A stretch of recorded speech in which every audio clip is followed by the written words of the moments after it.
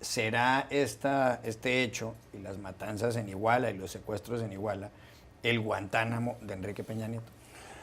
Yo creo que sí, es la respuesta en corto y la lucidez con la que Jorge Cepeda Patterson retrata lo que está ocurriendo en cámara lenta, de alguna manera en México, te demuestra hasta qué punto el gobierno de México creyó que había terminado con el horror de las fosas comunes, con el horror de las masacres. Y hoy nos damos cuenta que a muchos mexicanos llegamos a pensar que habíamos terminado con ese horror que inauguró Felipe Calderón en el sexenio pasado. Y hoy nos damos cuenta que es muy posible que el horror termine con nosotros. De un tiempo acá, muchos mexicanos, entre ellos Jorge Cepeda Patterson, nos hemos convertido un poco en cronistas de este horror.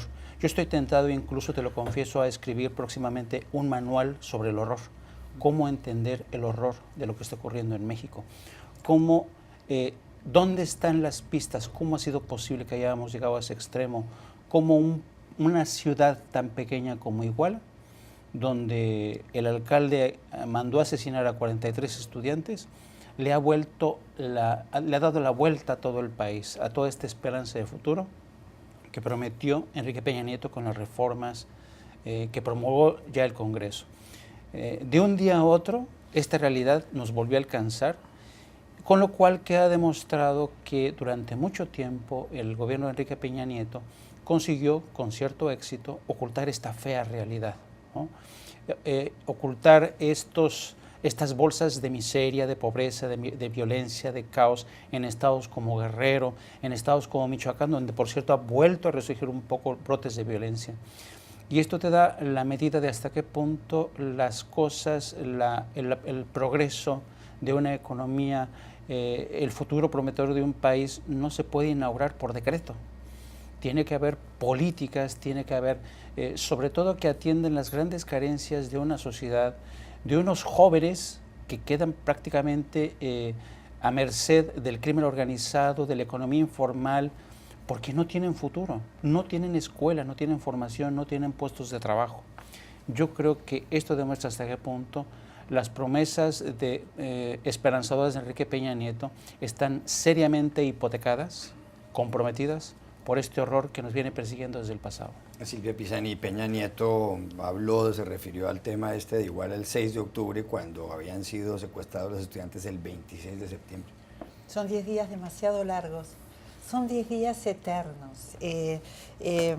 Sumando a lo de Jaime, es impresionante el empeño de los gobiernos por ocultar la realidad, cuando creo que lo que hace fuerte a un gobierno es hablar de la realidad. Se empeñan en no hablar de ella. El drama de México, lo hemos visto muchas veces, salta ahora con esta brutalidad. Uno lo escucha a Jaime cuando nos cuenta lo que sucedió, cómo sucedió en Iguala, un pequeño pueblo. Y la verdad es que te quedas azorado, pero asombrado. Sumado a esto, hace tiempo que venimos hablando del horror de México, de los cuerpos que cuelgan de los puentes asesinados por el narcotráfico y el viento del espanto que se desparrama por el país. Esto es México. Y también México es el esfuerzo por salir adelante. Son las dos cosas. El riesgo para mí, y es la tentación de los gobiernos de nuestra región, de no hablar de lo que pasa. A todos nos llenó de ilusión la reforma y el escucharlo a Peña Nieto hablar del futuro. No se olviden del presente. Este es el problema. No se olviden de dónde tienen los pies. Una tentación que tienen muchos líderes en la región, salvando las enormes distancias. En Argentina no se habla ni de inflación ni de inseguridad y son los males que están carcomiendo a la sociedad.